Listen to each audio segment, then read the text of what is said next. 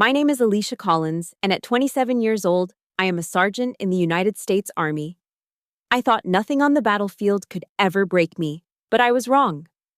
The deepest pain came from my own parents' living room.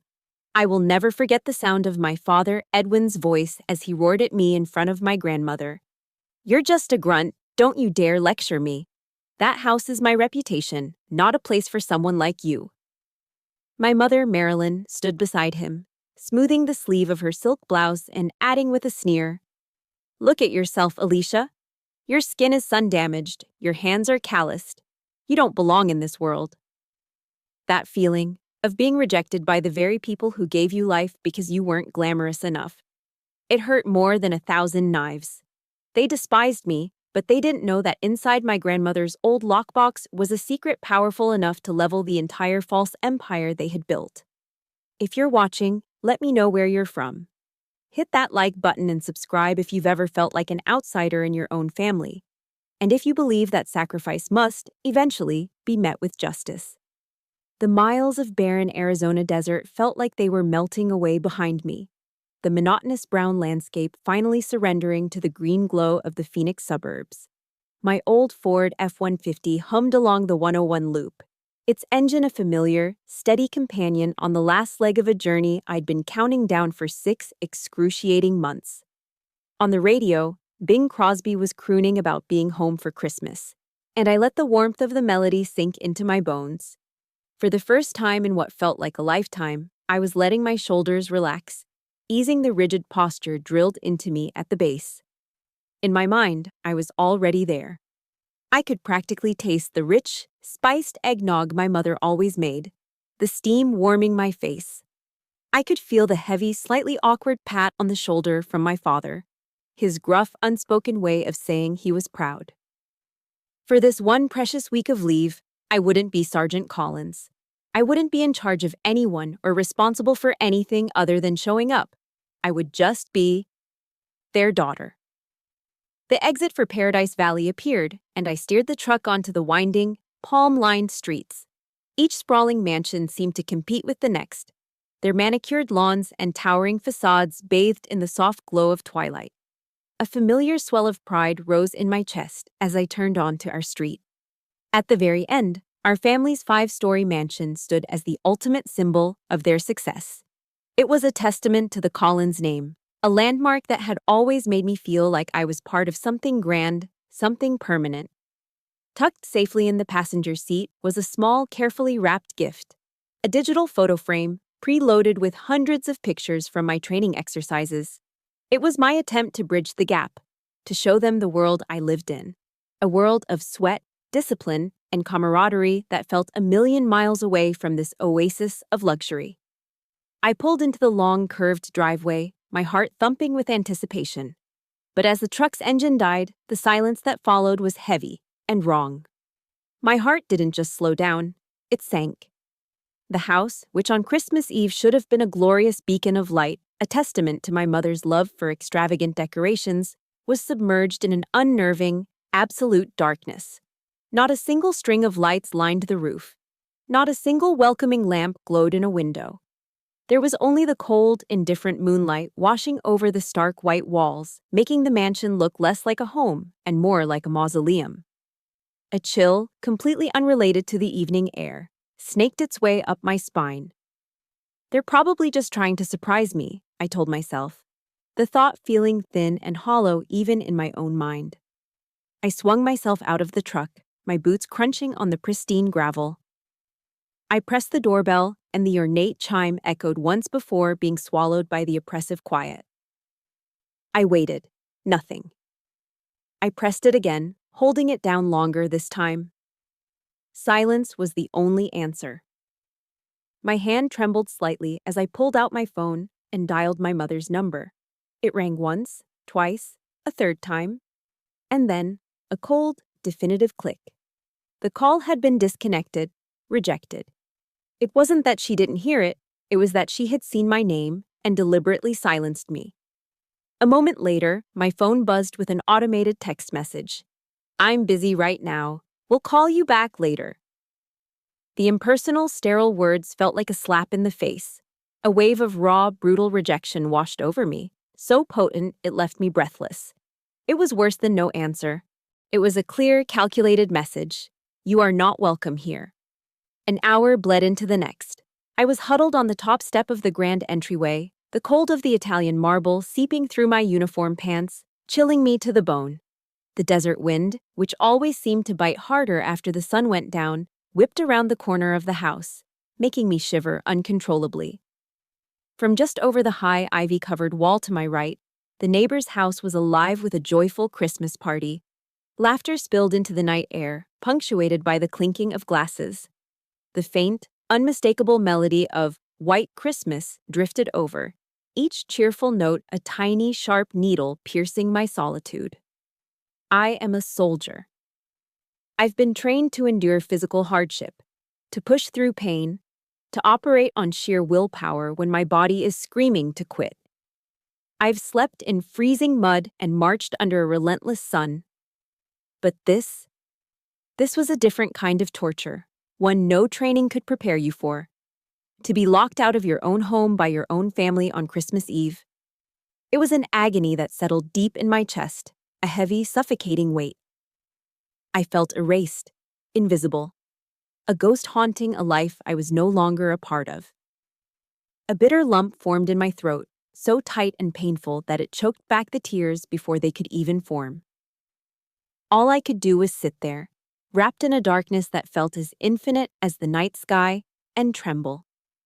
It was in that moment of absolute despair, when the cold had made my limbs feel numb and my spirit hollow, that an image flashed in my mind, unbidden. The old house on Cactus Wren Road, the small brick ranch-style home we lived in before my father's business took off. I saw the brick fireplace, the one my dad used to hang our stockings on. I could almost smell the gingerbread cookies my mom would bake, their scent filling every room. The memory was a flicker of warmth in the suffocating cold. A wild, illogical hope sparked within me. Maybe, just maybe, they were there. Maybe this was the real surprise, a return to simpler times, a nostalgic Christmas waiting just for me. It was a drowning person's grasp for a piece of driftwood, but it was all I had. I pushed myself to my feet, my muscles stiff and protesting. There were no other options left. I had to find an answer, or at the very least, find some echo of warmth from my past to fight off the ice that was creeping into my soul. With one last look at the cold, imposing mansion, a symbol of wealth, and now, of betrayal, I turned my back and walked toward my truck. The wheels of my F-150 rolled away from the sterile perfection of Paradise Valley, leaving the silent, darkened mansions behind. I headed north, toward the older, more grounded neighborhoods of Scottsdale, where the streets were simpler and the houses sat closer together, as if sharing in each other's warmth. The address was burned into my memory, 47 Cactus Wren Road. It was a humble name for a humble street, tucked away at the end of a quiet cul-de-sac. It was the last place I could think of that ever truly felt like home. From the end of the street, I saw it, a single, soft yellow light glowing through a front window. My breath caught in my chest, and my heart, which had felt like a block of ice, began to beat faster, a frantic rhythm of hope against my ribs. They're here. They're really here. The thought was a lifeline, but as I pulled up to the curb, a new kind of unease settled in. The house looked desolate. There were no Christmas decorations, not even a simple wreath on the door. The single bare bulb hanging from the living room ceiling cast long, lonely shadows, giving the place a temporary, almost transient feel. Still, it was the only light I had found in the darkness of this night, and I clung to it. I parked the truck and took a deep, steadying breath, the kind I take before a difficult training exercise. My hands, so accustomed to the steady weight of a rifle, felt unsteady, almost clumsy, as they reached for the familiar wooden door. It swung open with a faint creak. The space inside was eerily quiet. The living room was almost completely empty, stripped of the comforting clutter I remembered. And in the middle of that sparse room stood my parents, Edwin, and Marilyn. The expressions on their faces were not joy, not relief, not even surprise. It was sheer, unadulterated horror. They looked at me as if they had just seen a ghost. And then, from a small dining table set off to the side, a small figure turned. My world stopped. It was my grandmother, Helena. The same sharp, intelligent eyes, the same gentle but determined set of her jaw. My grandmother, who I had been told moved to Vermont to live with my Uncle Holden a decade ago. "Grandma." The word was a whisper, a fragile breath of disbelief. All the discipline, all the carefully constructed walls of the tough army sergeant crumbled into dust. A raw, childlike sob tore its way from my chest. I rushed forward, closing the distance between us, and threw my arms around her. I buried my face in the crook of her thin, bony shoulder and wept, great, heaving sobs of grief and relief and 10 years of pent-up sorrow. The familiar, comforting scent of lavender filled my senses, and her warm, solid embrace seemed to melt away a decade of lies and aching distance. For a moment, nothing else mattered. I was home. But the moment couldn't last. As the storm of emotion subsided, a chilling awareness of the room settled back in. My parents were still standing frozen in place, like statues in a museum of familial dread. My father's face was ashen, drained of all color. My mother was trying, and failing, to assemble her features into a welcoming smile, but it was a trembling, brittle thing that didn't reach her terrified eyes. "Alisha? What are you doing here?" My father stammered, the words tumbling out of his mouth. My grandmother, without breaking her gaze from my parents, pulled me gently toward the table and had me sit down. Her eyes, when they finally turned to me, were filled with a fierce, protective love. She took my hands in hers, her grip surprisingly strong. Her thumb traced the thick calluses on my palms and knuckles. "These hands have protected our country," she said, her voice soft but clear, each word a balm on my wounded spirit. "I am so proud of them." Out of the corner of my eye, I saw my mother flinch, her gaze flicking to my hands with an expression of pure disgust before quickly looking away. The contrast was so sharp, so brutal, it felt like a physical blow. My grandmother ignored them completely, her focus entirely on me. She asked about my life in the service, about the challenges, about the small joys. Her questions were genuine, her interest real.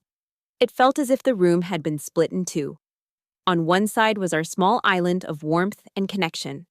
On the other, my parents sat stiffly on a worn-out sofa, a palpable fear radiating from them, so thick I could almost taste it. I felt a storm gathering, right there in that quiet, empty room. "Your grandmother missed you so much, she flew all the way from Vermont to surprise you," Marilyn chirped, her voice unnaturally high. The lie was clumsy, desperate. Helena cut her off, not with anger, but with a calm, unshakable authority that commanded the entire room. "I have never lived in Vermont, Alisha," she said, her eyes locked on mine. "I live in Sedona. It's a 2-hour drive from here. Your parents have been lying to you." The words didn't just land, they detonated. They shattered the fragile peace of our reunion and ripped a hole in the fabric of my reality. 10 years. For 10 years, I believed she was on the other side of the country. For 10 years, I'd sent Christmas cards and birthday wishes to an address in Vermont, wondering why I never heard back, blaming the mail, blaming her age, blaming everything but the truth. It was all a lie, a calculated, cruel, decade-long lie. I slowly turned my head to look at my parents. They wouldn't meet my gaze. My father was staring intently at a scuff mark on the floor, my mother examining her perfectly manicured nails. They were criminals caught in the act, their guilt a suffocating presence in the room. The first shock of the night was a locked door, a physical barrier. This was infinitely worse. This shock revealed that the very foundation of my life, the truth of my own family, was built on nothing but rotten wood. I have to pause here for a second. If you've ever discovered a lie that completely changed how you saw your own family, please support Helena's quest for truth by hitting the like button. And in the comments, just type a simple Team Helena to let me know you're with us. It means more than you know. In a desperate attempt to stitch the unraveling evening back together, my mother scurried into the kitchen. She returned with a frantic parody of a Christmas dinner. a pre-cooked turkey from the grocery store, still in its foil pan, and a bowl of instant mashed potatoes that looked pale and lifeless under the harsh glare of the bare overhead bulb. She arranged the sad meal on the small table with jerky, nervous movements, her hands trembling. The air at the table was thick enough to choke on. It was heavy, leaden with unspoken words and suffocating guilt. My grandmother and I sat side by side, a tiny, silent alliance in a vast ocean of deceit. Across from us, my father, Edwin, said nothing. He just kept pouring himself another glass of Cabernet Sauvignon, his eyes fixed on the cheap wine swirling in his glass, refusing to look at anyone. My mother, Marilyn, tried to fill the dead air with pointless chatter. She talked about the weather, how dry the winter had been. She mentioned old neighbors who had moved away years ago. Her words were like pebbles dropped into a deep well, disappearing without a sound, without an echo. I couldn't eat. The food on my plate felt like ash in my mouth. My fork was heavy in my hand, an impossible weight to lift. All I could do was stare at the faces of my parents, faces I had known my entire life, faces I had loved and trusted, and see only strangers. They were strangers wearing my parents' skin. With every tick of the clock on the wall, the tension coiled tighter, drawing all the air out of the room, like the breathless calm before a tornado touches down. And then it happened. In the dead center of that crushing silence, my grandmother Helena calmly placed her fork down on her plate. The small, sharp clink of metal against ceramic sliced through the quiet like a gunshot. She turned to me. Her eyes were still gentle, her expression soft, but the question she asked was as sharp and as cold as a surgeon's scalpel. "By the way, Alisha," she began, her voice even and measured. "How is the mansion? I sent the money 4 years ago for your parents to buy it for you. Are you comfortable there?" The world didn't just stop, it froze solid. Every molecule in the room seemed to lock in place. A roaring sound filled my ears as I slowly turned my head, looking from my grandmother's expectant face to my parents' terrified one. "The mansion is for me," I whispered, the words feeling foreign on my tongue. A jarring clang echoed through the room as my father's fork slipped from his nerveless fingers and clattered onto the linoleum floor. My mother, her face now a ghostly white, began to stammer. Well, Alisha loves it, don't you, sweetie? It's... My grandmother didn't even glance at them. She cut through my mother's pathetic sputtering without raising her voice, her gaze locked on me, demanding the real answer. She held my stare, and in her eyes I saw that she already knew. She was just giving me the space to speak my own truth. My world, which had cracked earlier, now shattered into a million irreparable pieces. I took a shaky breath, the air burning my lungs. My voice, when it came out, was trembling but clear. "I don't understand, Grandma. I live in the barracks on base. I've never even had a key to that mansion." The silence that followed my words was a terrifying thing, louder and more profound than any scream. The gentle warmth in my grandmother's eyes instantly turned to ice. She slowly, deliberately, turned her head to face her son and daughter-in-law. "Edwin, Marilyn," she said. Her voice was low, but it carried an authority that made the air vibrate. "The money.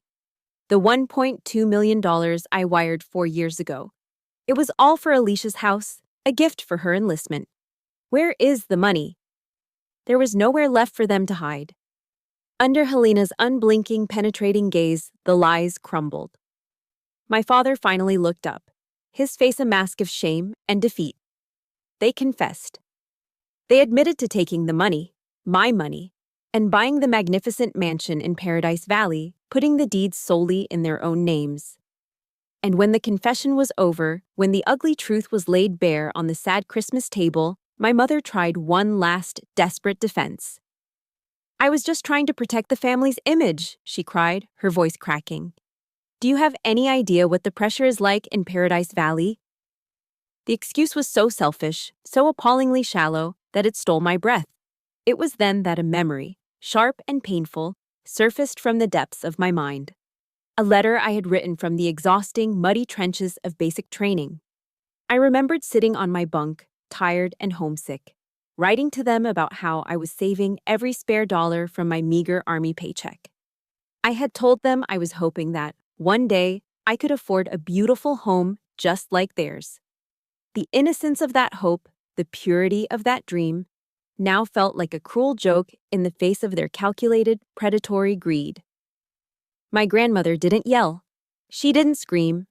Her voice remained chillingly calm, but each word she spoke was a hammer blow, driving the nails into the coffin of their lies. "So," she began, articulating every syllable with precision, "you let my granddaughter, a sergeant in the United States Army, a soldier who swore an oath to defend this country, live in a four-walled room in a barracks, while you used her money to live in luxury? To show off to your friends? To post your fake, happy pictures on social media?" She paused, letting the weight of her accusation settle. She turned her gaze to me, sitting there in stunned silence, a single, hot tear finally breaking free and tracing a path down my cheek. "You stole her future," Helena said, her voice dropping to a near whisper, yet carrying more power than any shout. "You are not just thieves, you are traitors." For the second time that night, my grandmother Helena placed her silverware on her plate. But this time, the sound wasn't a warning shot. It was a final verdict.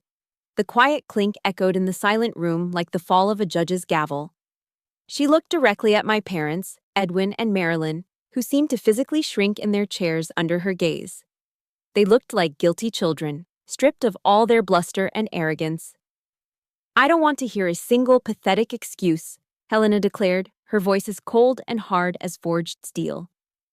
"I only want to see action." She leaned forward slightly, her power commanding the entire room. "Beginning at 9 o'clock tomorrow morning, you will begin the process of transferring the full, unencumbered title of the mansion in Paradise Valley to Alisha Collins. I am giving you exactly 1 week. If Alicia's name is not on that deed 1 week from today, my lawyers will file a suit against you both for felony fraud and misappropriation of funds. And trust me," she added, her eyes narrowing, "I have more than enough evidence to ensure you both see the inside of a prison cell." My parents said nothing. They couldn't. Their faces were a grotesque mixture of humiliation and pure, animal terror. The game was over. They had been checked and mated. My grandmother turned to me, and the icy fury in her eyes melted away, replaced by a gentle, profound tenderness. She reached out and took my hand, which was still trembling in my lap. "Let's go, my dear," she said softly. "There's nothing left for us in this place." She pulled me to my feet and led me straight to the door, not once looking back. As we walked out, I could hear a muffled sob from my mother, but it was the whisper from my father that would haunt me, a final twist of the knife in a night full of them. "That damn old woman," I heard him hiss to my mother. Everything was going so well. The words, full of venom and devoid of a single shred of remorse, slammed the door shut on any lingering hope I might have had for them. Helena didn't take me to a hotel. Instead, she drove us straight to Old Town Scottsdale, to a high-end steakhouse with dark wood paneling and soft lighting. She got us a table by the window overlooking the street, which was beautifully decorated with twinkling Christmas lights and festive garlands. The world outside was celebrating, and for the first time that night, I felt like I could be a part of it. Helena ordered 2 glasses of expensive champagne. When they arrived, sparkling and golden, she raised her glass to me. "Merry Christmas, my warrior," she said, her eyes shining. "From this day forward, every day to come belongs to you." We clinked our glasses together. It was the first Christmas dinner where I felt truly seen, truly valued, and truly loved. We talked for hours, and I felt a decade of distance melt away as if it had never existed. After dinner, as we walked back to my truck, she made a request. "I want to see where you've been living," she said. "Take me to your base." The drive was quiet, comfortable. When we arrived, I led her through the sterile, impersonal hallways of the barracks to my room. It was a small cinder block cube, painted a dull, institutional beige. There was a single bed, a metal locker, a small desk, and a chair. It was the epitome of Spartan living. As Helena stepped inside, her eyes scanned the tiny space, and I saw tears well up. I thought she was crying out of pity for the bleakness of it all. I was wrong. She walked over to my bed and gently touched the wool blanket, which was folded with military precision into a perfect square at the foot of the mattress. She looked at the few medals and commendations I had pinned to a small corkboard above my desk. "This is real wealth, Alisha," she said, her voice thick with emotion. "This is honor, something your parents will never have." And with that, the floodgates opened. For the first time, I told her everything. I told her about the crushing loneliness, the constant pressure of being one of the few women in my unit, the bone-deep homesickness that never seemed to go away. She just sat on my simple, narrow bed and listened. And when I was done, she pulled me into her arms and held me, stroking my hair as I cried like a lost child. That night, she refused to go to a hotel. She stayed with me. I slept in my own bed, curled up in my grandmother's embrace, and for the first time in years, I felt a profound, unshakable peace. I was safer in that tiny, bare room than I had ever been in that grand, empty mansion. Just before we drifted off to sleep, she told me a story about her own past, about how, after my grandfather died, his family tried to push her out of the company she had helped build. They said a woman couldn't run a business, she recounted, her voice a soft murmur in the dark.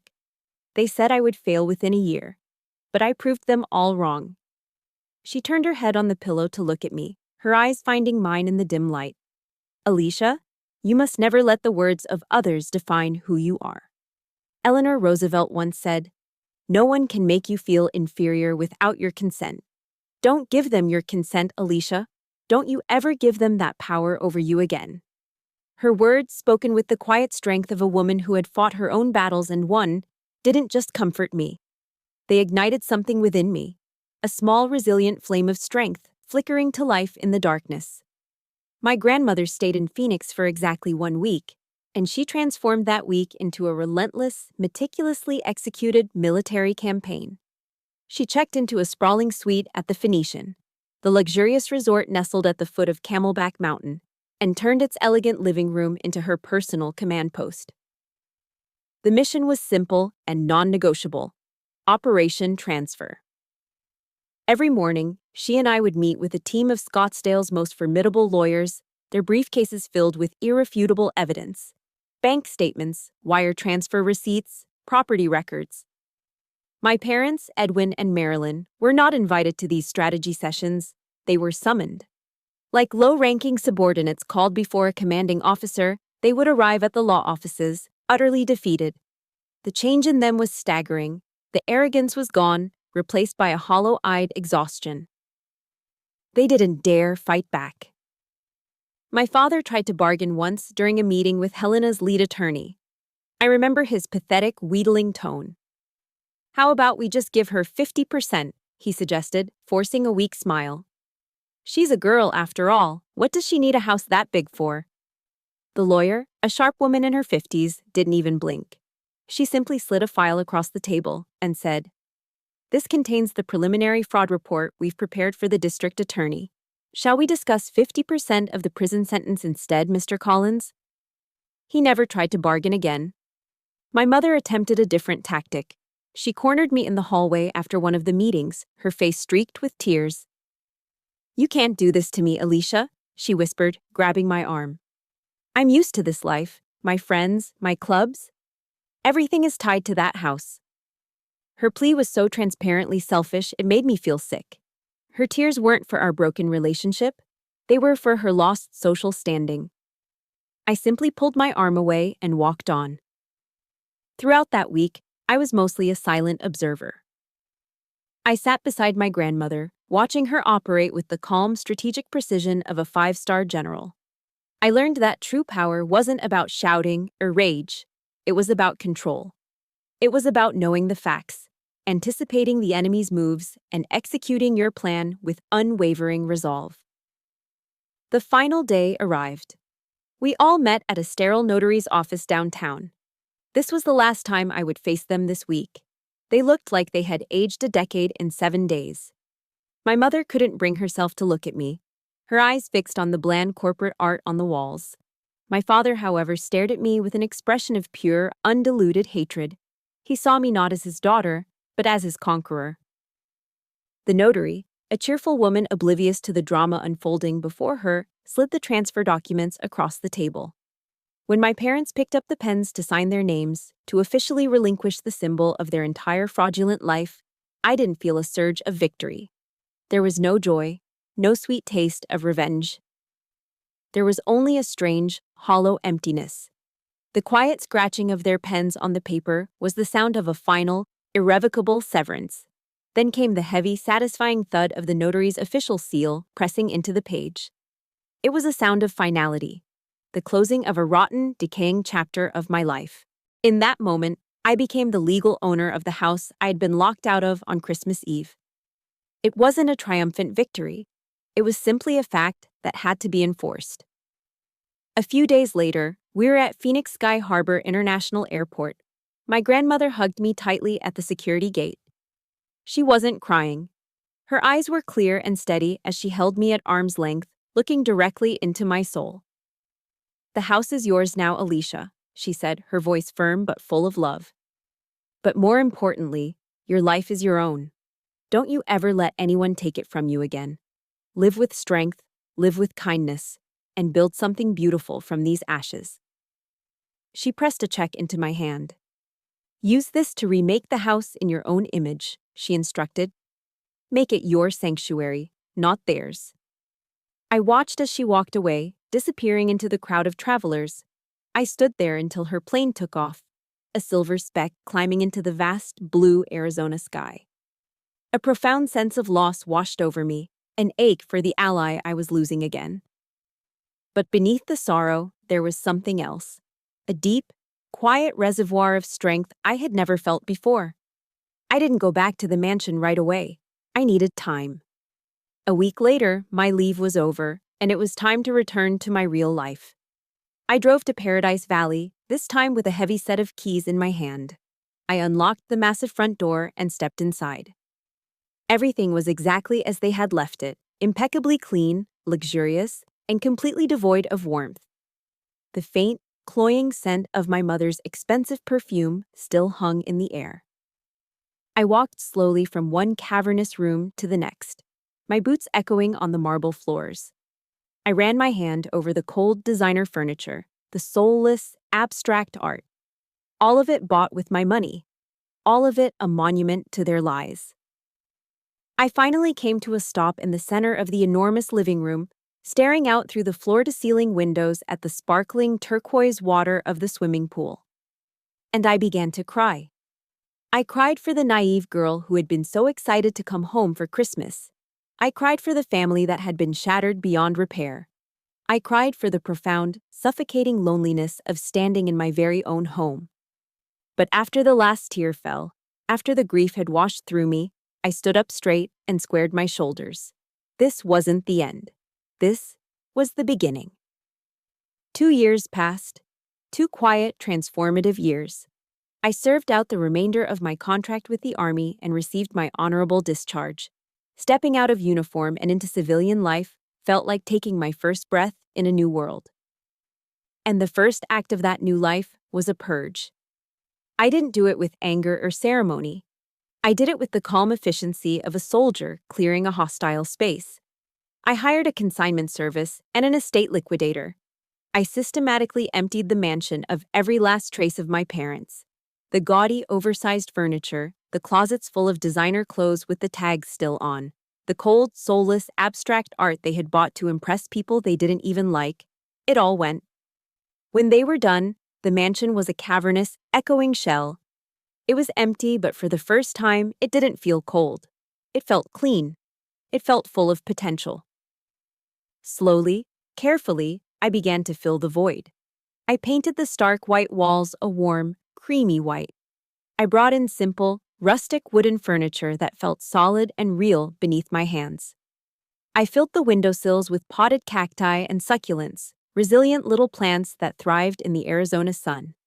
And on the walls, where their meaningless art once hung, I hung framed photos of my real family, my brothers and sisters in arms, their smiling, sun-scorched faces looking back at me from dusty landscapes in faraway lands. I transformed that monument to vanity into a sanctuary, a home. There was one thing, and only one thing, that I kept. Tucked away in a corner of the formal living room was an old, slightly out-of-tune baby grand piano. It was the piano my father had used to teach me my first simple scales when I was a little girl, his large hands patiently guiding my small ones over the keys. It was a memory from a different lifetime, from a man who no longer existed. But I couldn't part with it. I kept it as a quiet testament to the fact that nothing, not even profound betrayal, is ever entirely black and white. My life plans changed too. The dream of becoming an architect, of building beautiful structures, felt hollow now. My own broken foundation had taught me that the most important structures aren't made of glass and steel. They're the ones we build inside ourselves. One night, while scrolling online, I stumbled upon a TED Talk by a researcher named Brené Brown. She spoke about the power of vulnerability, not as a weakness, but as the birthplace of courage and connection. Her words resonated so deeply, they felt like they were rearranging my DNA. I realized my wounds didn't have to be a source of shame. They could be a source of strength, a bridge to understanding others' pain. The next day, I enrolled in the psychology program at Arizona State University. My new mission was clear. I would become a therapist specializing in helping veterans, my people, navigate the invisible minefields of PTSD and find their way back to a life of peace. My relationship with my grandmother became the anchor of my new world. Every Sunday, without fail, we would video chat. We talked about everything: my classes, her garden, the new recipes she was trying. Her face on the screen, her wise and loving voice in my ear, was the truest north on my compass. My parents tried to breach the perimeter a few times. Once, an email from my mother appeared in my inbox. It was a long, rambling tirade of self-pity and veiled accusations. 2 years ago, it would have shattered me. Now, I read it with a strange sense of detachment, calmly hit delete, and then blocked her email address. The small, quiet click of the mouse was the sound of a boundary being fortified, a declaration of my own sovereignty. Life settled into a peaceful rhythm. I had friends from my classes, study groups that sometimes turned into pizza nights. I spent quiet weekend afternoons reading by the pool, the Arizona sun warm on my skin. I had learned how to be alone without being lonely. I had learned what it felt like to be truly free, to be the architect of my own life. It was a fragile peace, hard-won and precious. And I never took a single moment of it for granted. But peace is a fragile thing. It was a Tuesday night in late November. Finals were approaching, and I was hunched over my laptop at the kitchen island, surrounded by textbooks and highlighted notes, trying to cram a semester's worth of abnormal psychology into my brain. My phone buzzed on the counter. I glanced at the screen. It was my Uncle Holden. My heart seized in my chest. He never called this late. I answered, a cold dread washing over me. Alisha? His voice came through the line, trembling and strained with an urgency that terrified me. It's Grandma. She's very sick. The doctors. They say there isn't much time. He choked back a sob. She keeps asking for you, honey. She just keeps saying your name. You have to come to Vermont. Now. The world tilted on its axis. The quiet, peaceful sanctuary I'd so painstakingly built collapsed around me in an instant. The textbooks, the upcoming exams, the entire life I had created. It all faded into meaningless noise. The strongest woman I'd ever known, my hero, my savior, was fading. Before I continue, I need to ask you something. If you have that one person in your life who has been your rock, your protector, your Helena, please hit that like button for them. And in the comments, just type the name of your hero. Let's fill this space with the names of the people who make us strong. I didn't hesitate for a second. I slammed the laptop shut, the sound echoing in the sudden, deafening silence of the house. I ran to my bedroom, grabbing a backpack and throwing in whatever clothes my hands could find. I had to get to her. I had to be by her side. The red-eye flight from Phoenix to Burlington, Vermont was the longest 6 hours of my life. I couldn't sleep. I couldn't read. I just sat there, pressed against the cold glass of the airplane window, staring out at the endless, inky blackness and praying to a god I wasn't even sure I believed in anymore. Please, just let me get there in time. Please, just give me one more day. My Uncle Holden was waiting for me, just past the security checkpoint at the small Burlington airport. The exhaustion was etched into the lines on his face. He pulled me into a hug, and I could feel the weariness and sorrow in his bones. It was the hug of a man who had been holding a lonely vigil for far too long. "She's been waiting for you," he said, his voice rough with emotion. I walked into her hospital room, and the air was stolen from my lungs. My heart felt like it was being squeezed in a vice. Helena, my grandmother, the woman who had always seemed as strong and immovable as the Green Mountains of Vermont, was now a fragile bird, a tiny, frail shape lost in a sea of white hospital sheets and a tangle of tubes and wires. The steady, rhythmic beep of the heart monitor was the only sound in the room.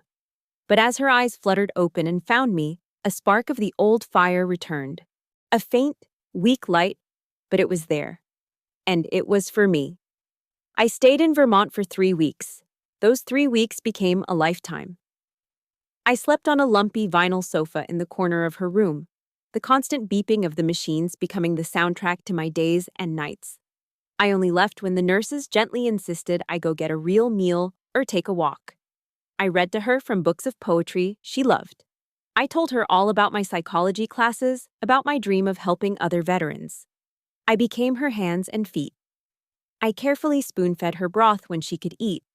I wiped her brow with a cool cloth, and for hours on end, I just sat by her bed, holding her thin, papery hand in mine, memorizing the feel of it.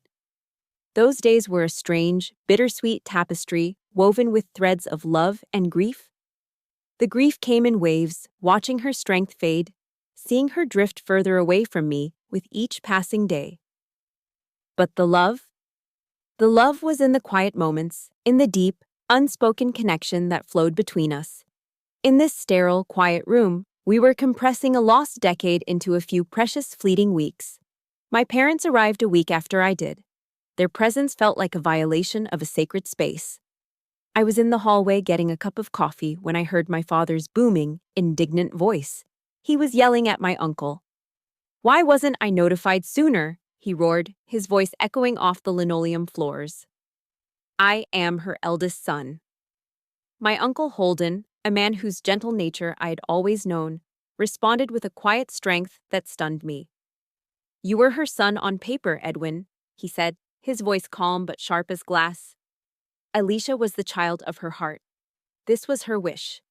You have no right to be here and disturb her peace." The brutal truth of his words hung in the air, a final damning indictment of the man my father had become. The confrontation solidified my resolve. I would be a guardian at the gate, protecting my grandmother's final days from their toxic, self-serving drama. During one of her last lucid moments, her grip on my hand tightened ever so slightly.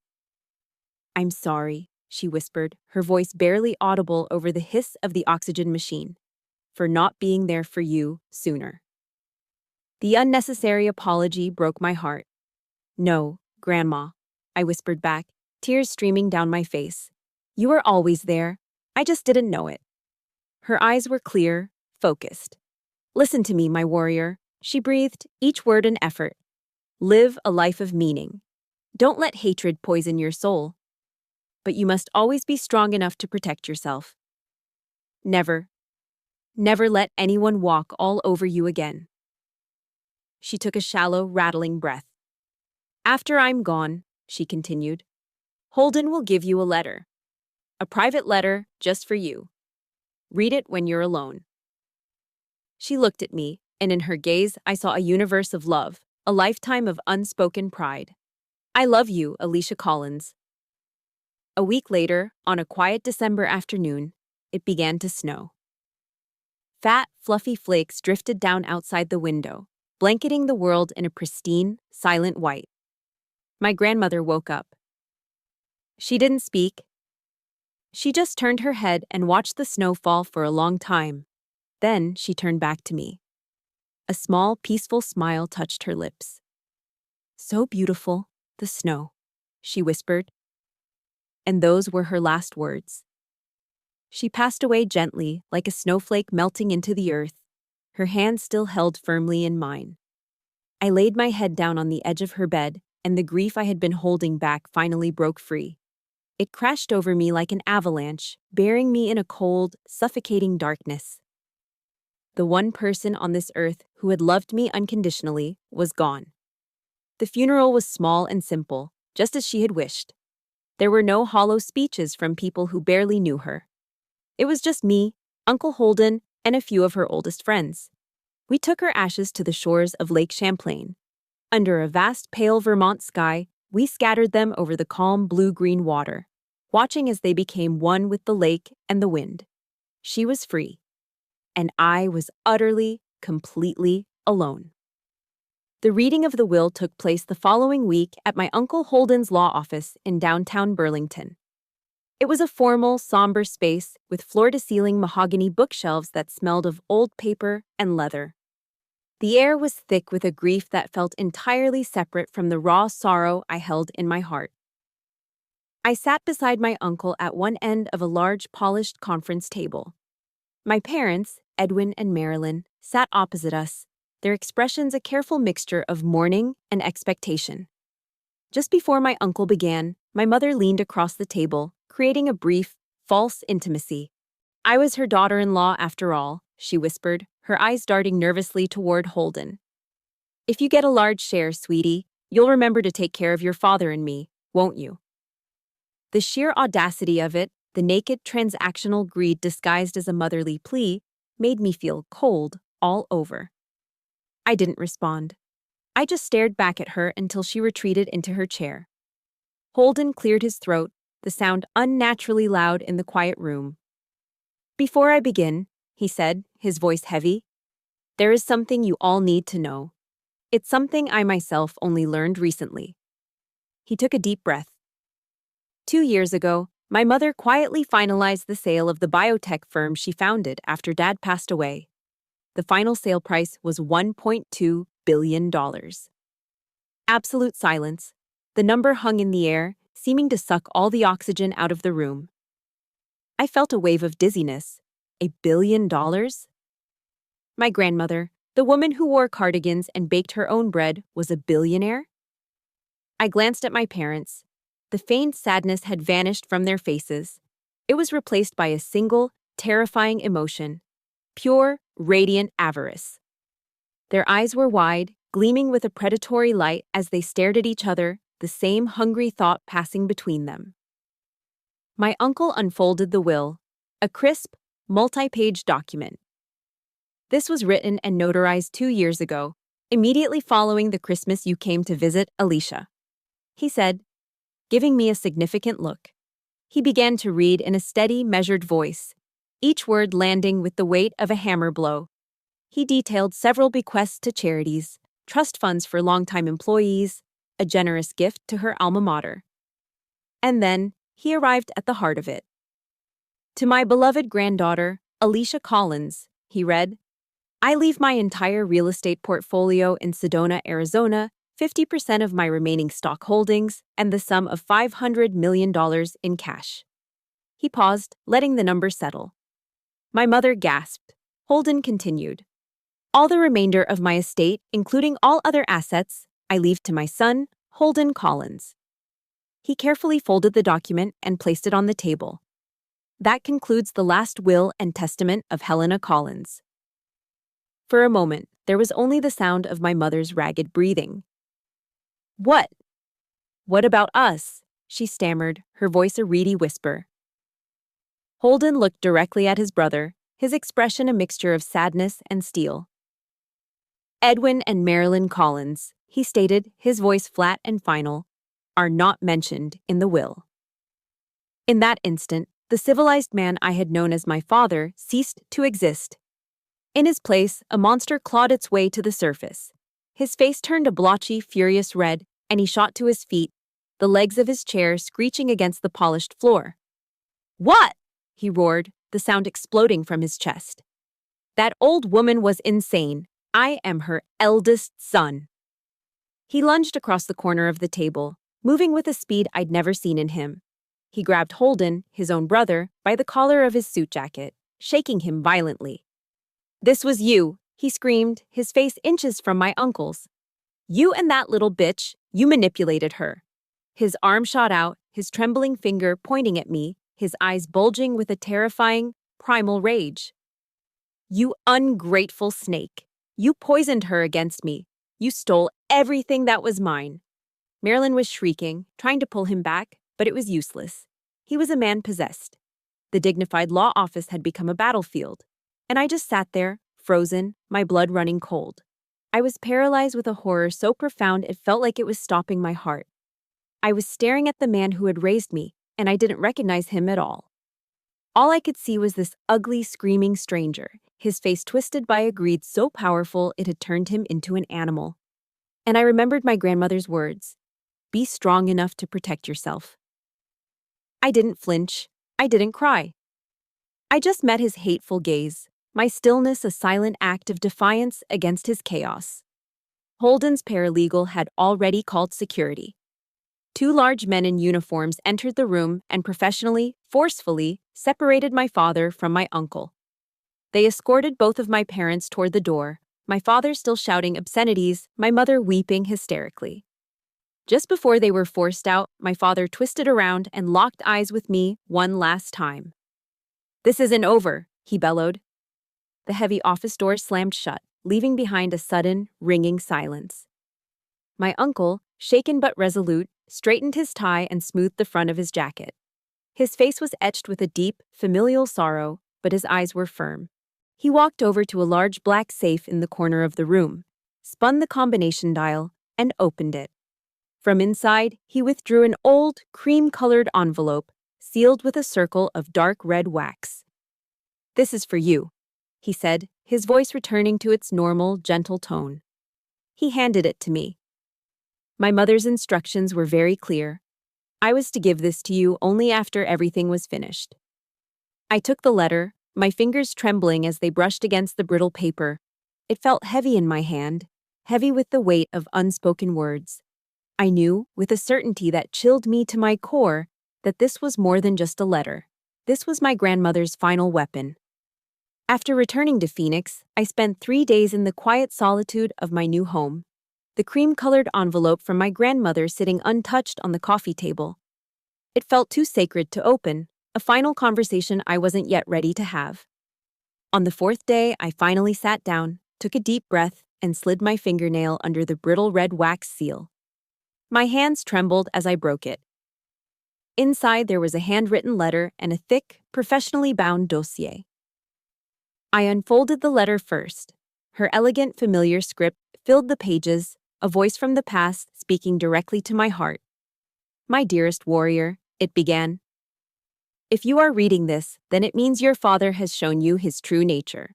I am so sorry for the pain he has caused you, but you must understand. His greed is a bottomless pit. He will not let you go. He will come to you, first with sweet words and false apologies, and then with threats. Do not be afraid. I have prepared a shield for you." She went on to explain that the dossier contained 2 decades of meticulously gathered evidence of my father's shady business dealings, his tax evasion schemes, the partners he had cheated. It was proof she had been quietly collecting for years, originally to protect the family estate and to shield my Uncle Holden from Edwin's recklessness.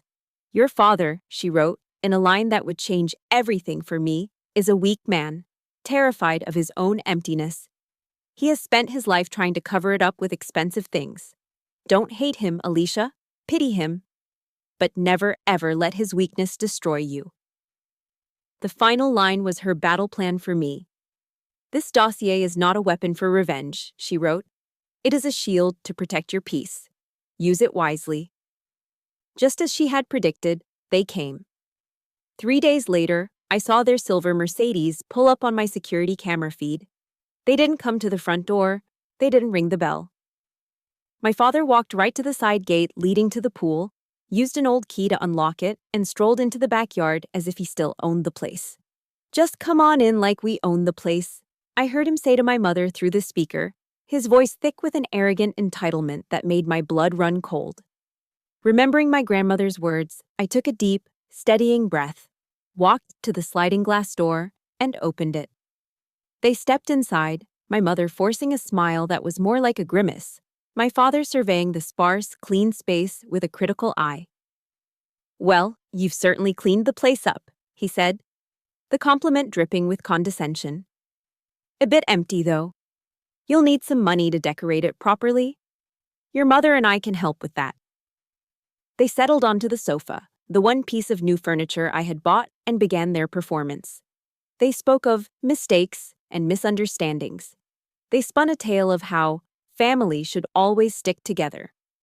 My mother began to cry, her crocodile tears timed for maximum effect, lamenting how they would be ostracized from Scottsdale society, how their lives were ruined. Then my father got to the point. $500 million is an obscene amount of money for a young woman, he said, his tone shifting from paternal to predatory. "Just sign over $100 million to us, a small fraction. We can start over. Consider it your filial duty." I said nothing.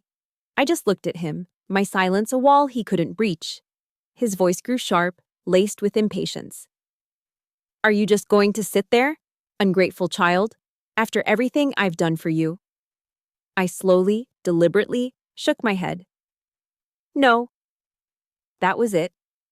The mask shattered. He shot to his feet, his face contorting with the same ugly rage I had seen in the lawyer's office. "I am your father. I gave you life. I have a right to that money. If you don't give it to me, I will sue you. I will drag your name through the mud and tell the whole world what kind of monster you are." His threats were loud, his fury a tangible force in the room. But I wasn't afraid. I felt a strange cold calm settle over me. I remembered Helena's words. Pity him. As he raged, I quietly stood up, walked to the coffee table, and picked up the thick, black dossier. I turned back and placed it on the table in front of them with a soft, definitive thud. A heavy, chilling silence fell over the room. My father's tirade died in his throat. They both stared down at the dossier as if it were a venomous snake. My father reached out with a trembling hand and opened it. The first page was a copy of a fraudulent tax return. The next was a sworn affidavit from a former business partner he had cheated out of millions. They flipped through the pages, their faces draining of all color, moving from flushed red to stark white to a pasty, terrified gray. I let them absorb the reality of it for a long moment. Then I spoke. "Grandma said this wasn't a weapon for revenge," I said, my voice perfectly calm, perfectly steady. "She said it was a shield to protect my peace." I met their horrified eyes. "If you ever contact me again, by phone, by email, in person, if you ever trouble my life in any way, this shield will be delivered to the IRS and the Maricopa County District Attorney's Office." They looked up at me, and all the anger was gone from their eyes. All that was left was raw, abject terror. They were finally, completely, powerless. "Now," I said, my voice remaining even, "I need you to leave my house." They scrambled to their feet like frightened animals, not saying a word, not looking at each other. They walked silently to the front door and let themselves out. I followed them, and as the door swung shut, I turned the deadbolt. The soft, metallic click of the lock sliding into place was the sweetest, most liberating sound I have ever heard. After that final confrontation, a quiet, profound peace settled over my life. It wasn't just the absence of conflict, it was the presence of a deep, internal calm. The fear was gone. The anger was gone. All that remained was a feeling of lightness, of release. I threw myself into my studies and graduated from Arizona State with top honors in psychology. I never saw my parents again. I heard through my uncle that they had sold their chain of fitness centers and moved to Florida to live a quieter, less conspicuous life. I felt nothing when I heard the news. No anger, no sadness, not even pity. They had simply become ghosts, faded figures from a past that no longer had any power over me. The unbreachable boundary I'd set had held, and my peace was secure. I knew that the immense fortune my grandmother had left me was not just money. It was a responsibility. It was a tool. Remembering her words, "Build something beautiful from these ashes," and guided by my new mission in life, I used the majority of my inheritance to establish the Alisha Collins Foundation. It became a nonprofit unlike any other, with a singular, focused purpose to support military veterans, especially women, in their difficult transition back to civilian life. We provided everything I had once desperately needed: safe transitional housing, free and confidential mental health counseling, educational scholarships, and job training programs. And the mansion in Paradise Valley, once a cold symbol of my rejection, became our headquarters. I transformed its cavernous, lonely rooms into counseling offices, meeting spaces, and a warm, welcoming community center. The place that was once the source of my deepest pain became a sanctuary for hundreds of others. It was the ultimate act of reclamation. My story, once a private tragedy, became a public source of inspiration. I began accepting invitations to speak at veterans events and conferences across the country. I never told my story to elicit pity. I told it as proof. Proof that from the deepest wounds, you can find the strength to rebuild. Proof that it is not only possible, but necessary to set boundaries to protect your own life. And proof that you can redefine the meaning of family on your own terms.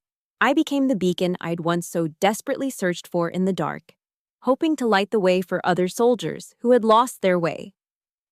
In one of my first group therapy sessions, a young Marine, just back from a brutal tour, was talking about the crushing loneliness she felt, how disconnected she was from the world she had fought to protect. When she finished, her eyes filled with tears, I looked at her and said the only thing that mattered. "I understand," I told her, my voice soft. "I've been there too." In that moment of shared vulnerability, I felt my own scars transform, not into something ugly to be hidden, but into a bridge that connected my heart to hers. The story ends as it began on Christmas Eve, several years later. I'm 32 years old now, and the woman who looks back at me from the window pane is strong, serene, and at peace. Tonight, the mansion is no longer dark. It is blazing with light, not the garish, ostentatious lights of social climbing, but the warm, welcoming glow of genuine community. Inside, the sound of laughter and cheerful conversation fills every room. A festive but informal Christmas party is in full swing, filled with veterans and their families, their children chasing each other around a beautifully decorated tree in the great room. The air smells of pine needles and hot apple cider. I stand by the large living room window, looking out at the desert garden, now bathed in the soft light from the house. I'm holding a warm mug of cider, its spicy steam warming my face. On the wide windowsill in front of me, I carefully place a small bouquet of fresh white chrysanthemums, my grandmother's favorite flower. I look out into the quiet, peaceful night and whisper to the stars. "I'm doing okay, Grandma," I say, a small smile on my lips. "I'm carrying on your legacy." And I know, with every fiber of my being, that her true legacy was never the money. It was the promise she embodied, a promise I now spend my life trying to fulfill.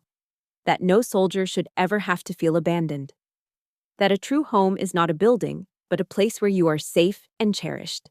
And that even from the darkest, coldest night, a new day will always, eventually, dawn. And so, that is my story. It began in a place of darkness and betrayal, but with the love of one good person, it found its way into the light. My grandmother taught me that our deepest wounds don't have to be the end of our story. They can be the beginning of our purpose. If my journey has resonated with you, I hope you'll consider subscribing and joining our community here. Please share this story with anyone who might need to hear that they are not alone, and that from the ashes of the past, a beautiful new life can always be built. Thank you for listening.